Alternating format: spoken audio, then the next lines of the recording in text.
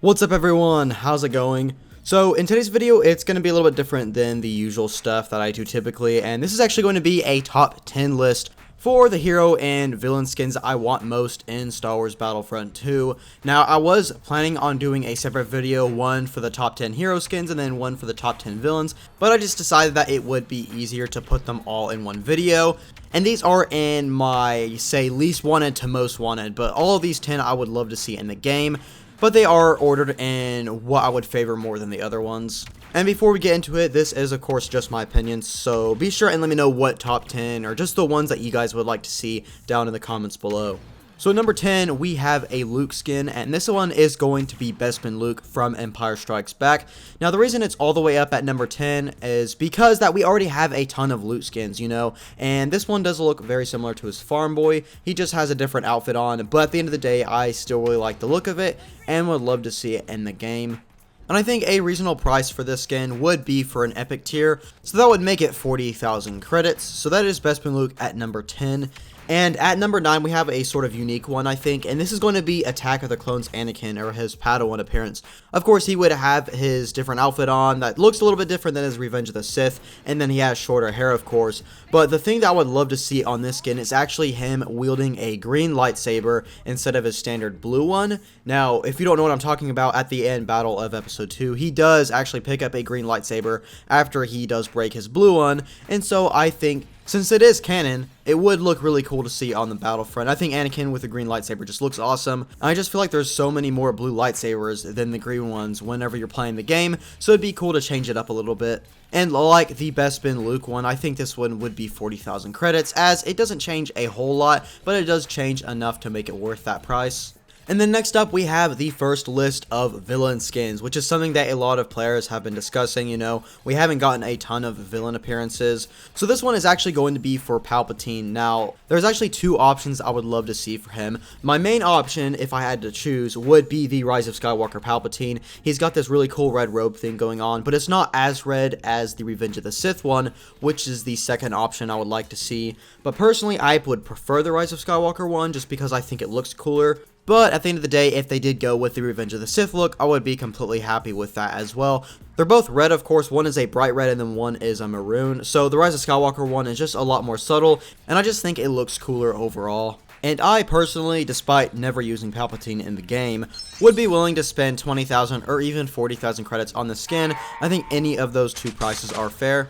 And then next up at number 7, we have another Attack of the Clones skin. And this one is actually going to be for Obi-Wan. It's going to be the one where he's got his big robes on and then that awesome mullet. And he's also got a new lightsaber hilt. It's personally one of my favorite hilts in the movies, and I would love to see it in Battlefront 2. But I would also love an option to have his hood either on or off, because of course he's got it on Kamino and all that.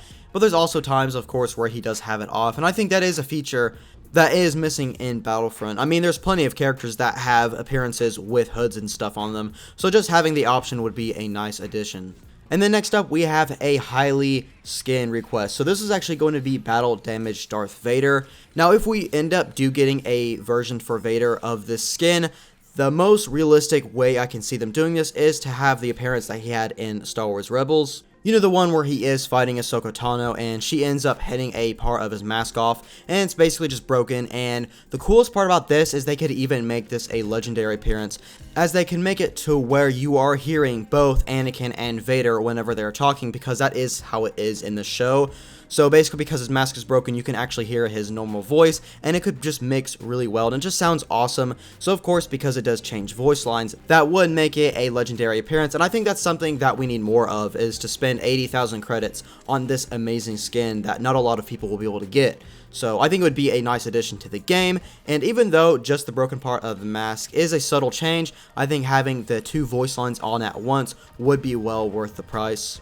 And then next up, we have a skin from A New Hope, and this is actually going to be a Ben Kenobi appearance. So this is going to be him when he's kind of older. Now they could do this in one or two ways. The first way, which would be the simpler one, is to just take the same model of Obi-Wan that's currently in the game and just make him a little bit older, you know, gray out his hair and then just change some of his features.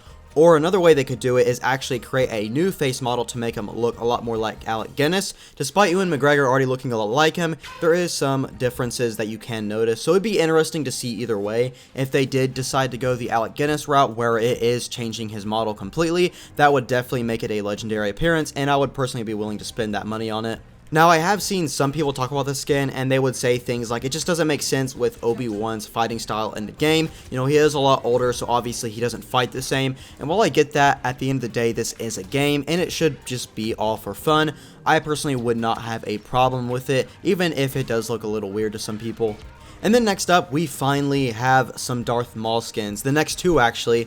So the first one that I would love to see up at number 4 is actually his Clone Wars Season 7 appearance. He looks awesome. He's got a whole new outfit on. Of course, he's got his robot legs like a lot of people want. And then he's also got this new lightsaber hilt, which I personally think looks really cool. Though I do prefer his original lightsaber hilt. The new one still looks epic though. And I still think it would be cool to have an update for the Clone Wars show itself, or even just the Clone Wars Season 7. You know, a lot of people want Ahsoka Tano in the game, and whether or not that's going to happen, I do think there is a bit of a missed opportunity to release an update for this new season. Even if it doesn't include the new hero, they could have stuff like the new clone skins, and then maybe even new reinforcements like the Bad Batch arc that we saw, and then even, of course, the Darth Maul skin. But then at number 3, we have once again another Darth Maul skin. Now this one I prefer over the other one, despite it being even a more subtle change than the first one. This is actually going to be a hooded Maul. Now, what I would also love to see about this is to have the option to where he can only have one blade activated at a time. We do see this, of course, in the Phantom Menace at the beginning when he does fight Qui-Gon Jinn, and there was actually a glitch that someone posted in the Battlefront Reddit where this did happen. He only had one blade, and surprisingly enough, the animations still work really well with it. And so I just think it would be great to see in the game, and I think it looks really cool just with one blade. This would probably only be a 20,000 credit skin, as it doesn't change much. It just puts his hood on, and then if they wanted to go the route of having him only have one blade, that is not a hard thing to do in my opinion. So I think just making it, I believe, a rare appearance would be fine. And then up at number 2, we have a skin that I actually made a mod on a long time ago. And this is actually for Boba Fett. No, this is not his holiday special appearance.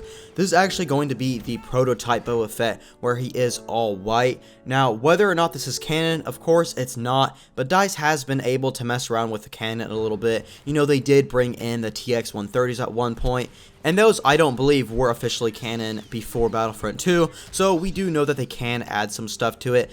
So having this prototype skin or concept art skin where he is all white would, in my opinion, look really cool on the Battlefront and just change things up a bit. And I would definitely be willing to spend 40,000 credits on this. But then, finally, at number 1, we have one from The Rise of Skywalker, the very end of this movie, actually, and that is going to be Golden Saber Rey, or even the Rey Skywalker skin, if you want to go that route.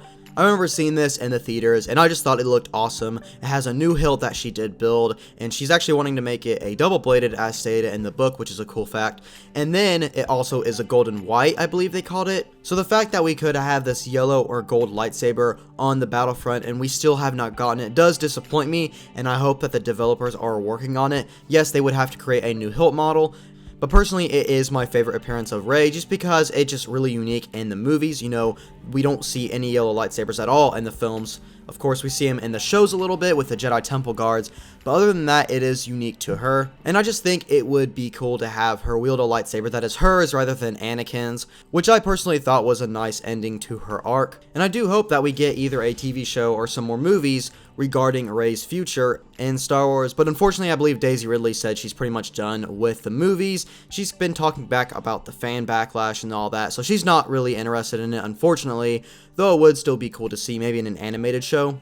But yeah, I think the skin would be 40,000 credits, as it is pretty unique. Of course, I think a lot of people would be willing to spend the credits on it. Also, I believe it was NanoBuds that actually made a mod that imported this lightsaber hilt and changed the color of it for the PC, and it is like one of the most downloaded mods on the Nexus website. So that really shows that it is one of the most requested skins, and it is personally the one that I would add if I got the choice to add one skin to the game. But that is my top 10 list of hero and villain skins that I would add to Star Wars Battlefront 2.